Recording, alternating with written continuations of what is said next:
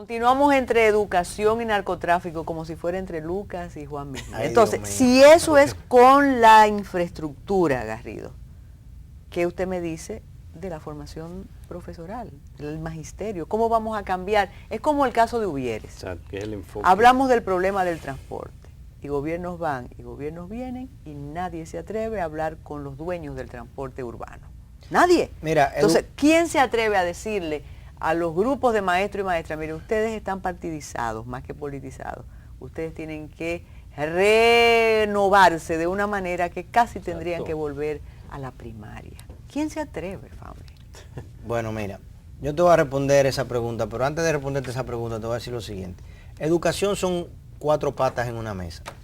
Tú tienes la infraestructura escolar, tú tienes el personal docente, tú tienes el currículum, que es el corazón, porque es precisamente lo que te define a ti, el tipo de estructura escolar que tú vas a tener, el tipo de docente que tú requieres y la incidencia o la profundidad de la enseñanza que tú piensas lograr.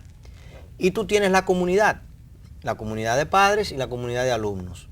Entonces, si tú no trabajas esos 5 ejes fundamentales, tú no vas a tener una construcción académica productiva que le permita a la sociedad desarrollarse, que le permita a la sociedad recibir un insumo de calidad suficiente para poder transformar bienes y servicios en bienes perdurables o en bienes transables, que es lo que tenemos aquí en República Dominicana. Entonces, mucho menos hablar de competir contra otras naciones. Entonces, tú me hablas, o sea, lo que yo lamento es que hasta el día de hoy yo no veo del Ministerio de Educación una sola declaración de liderazgo, una sola declaración de, mira, este es el norte, esto es lo que nosotros vamos a hacer. Gracias, señor presidente, ya usted nos asignó los fondos, ahora venimos nosotros, esto es lo que vamos a hacer. Y esto es lo que tenemos que hacer, porque tenemos estos estudios y sabemos que para poder competir con Costa Rica tenemos que hacer esto. Para que Intel decida mudarse a Costa Rica, Pero República no Dominicana. tiene un plan preestablecido. No hay un proyecto de educación nacional. Yo te diría que no. ¿Por qué te voy a decir que no? Porque a pesar de que hay un plan nacional de educación hasta el año 2018, nunca se ha cumplido. Entonces para mí eso no existe. Es tiempo de que se cumpla, o sea, no entiende usted que podría... Bueno, pero es que si tú saliste a la calle desnudo, ya después que estás en la calle y comienza a llover, no me digas que ahora que te hace falta la ropa. O sea, ya no se cumplió. Ese plan se planteó en base a una realidad que no es la realidad de República Dominicana de hoy. La República Dominicana del año 2013 no es la que está plasmada en ese plan del año 2008. Y tú dirás, bueno, nada más son 5 años. Sí, son 5 años, pero son 5 años en lo que la República Dominicana ha cambiado mucho. Y eso es inmutable, eso no se puede revisar. ¿Qué plantea? Claro que se puede revisar, pero precisamente eso es lo que te estoy diciendo. Que no hemos visto, si tú lo has visto, por favor infórmamelo, no hemos visto ese liderazgo de parte del sector educativo que nos diga a nosotros, bueno, pero los profesores tuvieron la semana pasada, al otro día, de aprobado el presupuesto, dando el 4%, de anunciado, porque no está aprobado, exactamente, formalmente, de anunciado de que se va a aprobar el presupuesto con el 4% del PIB. Los profesores inmediatamente fueron al ministerio a decir, ¿y con nosotros qué hay? Entonces, ¿tú crees que a esta fecha es para que ellos no sepan lo que hay con ellos? O sea, si yo soy la ministra de Educación y yo soy el personal, o sea, nosotros somos los técnicos de educación, debemos de saber desde hace varias semanas, meses o más, que efectivamente hay toda una conciencia de que vamos a tener esos recursos y yo soy que tengo que plantearle al presidente qué es lo que vamos a hacer. ¿Cómo funciona la administración en el Ministerio de Educación? ¿Hay un grupo colegiado o es la voluntad absoluta del ministro o de la ministra? Bueno, tú tienes un presupuesto y se supone que ese presupuesto lo manejas y lo vas asignando. Tú tienes diferentes viceministerios y luego entonces ejecuta. Recuerda que el 97% del presupuesto de educación hasta este año ya estaba preestablecido, preasignado, digamos así. O sea, todo se va en gasto corriente, en gastos que ya están precontratados. O sea, tú no tienes mucha libertad de ejercicio, salvo que modifiques lo que estás haciendo.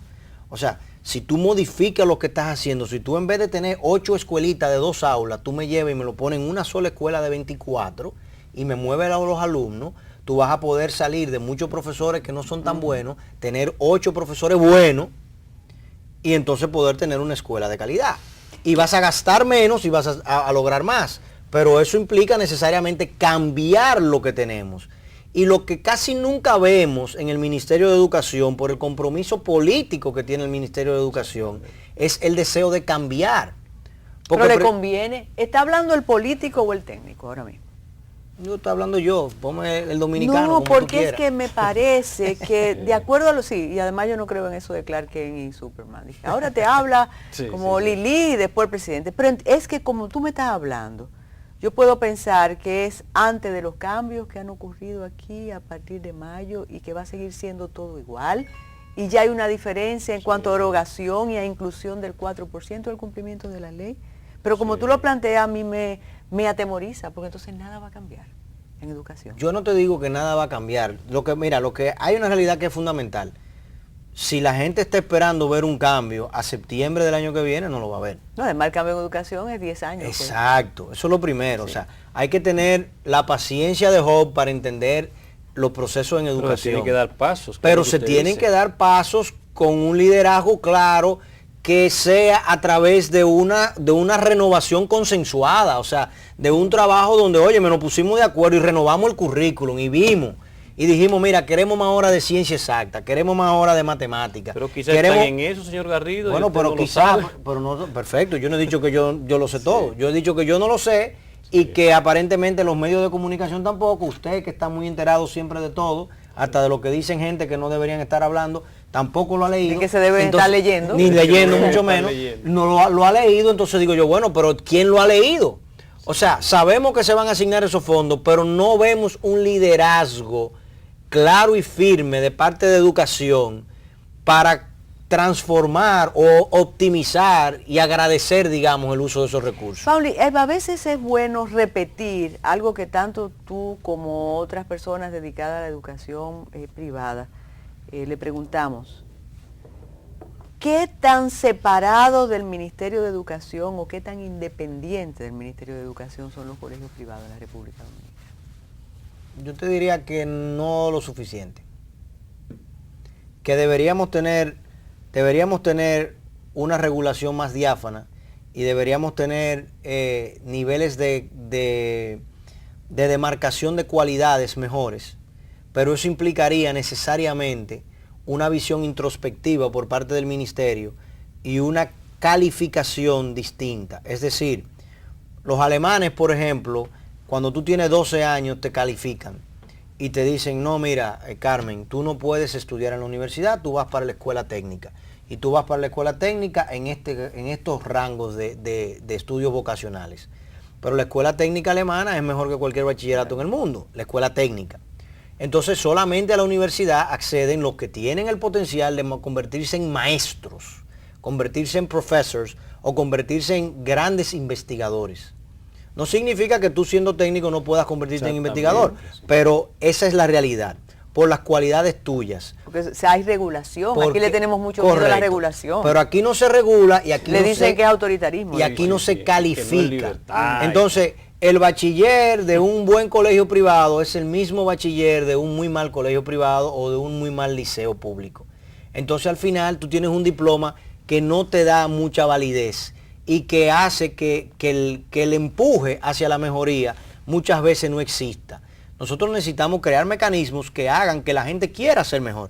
Pero el colegio privado dominicano tiene la misma regulación en cuanto a currículum que la escuela pública. Ese es el mismo currículum de ustedes, por ejemplo, en el New Horizon. ¿Es el mismo currículum de la escuela pública de la República Dominicana? No, el básico, obviamente. Tú cumples con lo básico que tiene que cumplir, o sea, las mismas horas de lengua española, de matemáticas, de ciencia, etcétera. Que en la pública no se imparte y en las privadas. Bueno, pero además de esas horas, entonces tú tienes la libertad de ampliar tu currículo, que es lo que la mayoría de nosotros hacemos, sobre todo lo de lengua extranjera. Pero cuando culmina, tienes un título de bachiller igual que... Aquí está el Liceo Francés y hay otra escuela adscrita a otro país, la escuela que tiene que ver con Estados Unidos. Tienen que acogerse desde la A a la Z a las regulaciones de la escuela pública en Francia. El Liceo Francés es una escuela pública francesa. Sí, de ultramar. Exacto. Correcto. y tiene que obedecer esos parámetros.